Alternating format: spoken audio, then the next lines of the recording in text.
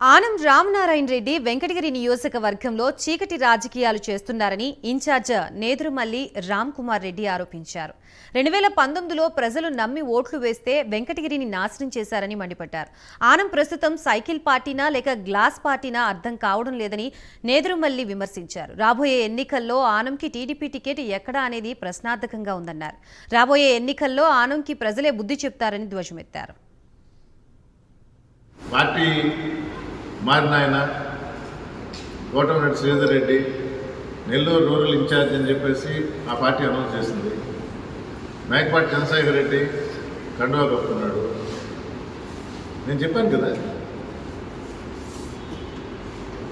ఎక్కడా లేనివాళ్ళు చీకటి రాజకీయం, అందుకే నేను చెప్తున్నాను. అదే నేను చెప్పాను కదా, నేను ధైర్యంగా చెప్తున్నాను కదా. సో వీళ్ళు కలిసారు వాళ్ళు కలిసారని కాదు, నీకు టౌన్లోనే తెలుసు, నాకు ఊళ్ళలో కూడా తెలుసు. ఏ సర్పంచులు ఫోన్లు పోతున్నారు, ప్రతి ఒక్కరూ మాకు తెలియజేస్తూ ఉన్నారు. మనస్ఫూర్తిగా ఎవరు పోవటం లేదు. రేపు అందుకనే వాళ్ళని జాగ్రత్తగా ఉండమంటుందా.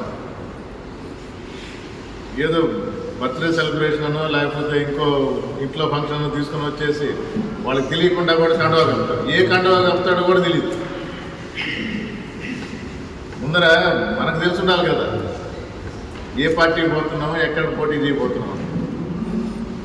తెలియనప్పుడు నలుగురిని వెంట పట్టుకొని వాళ్ళకు కూడా వేసేస్తారు.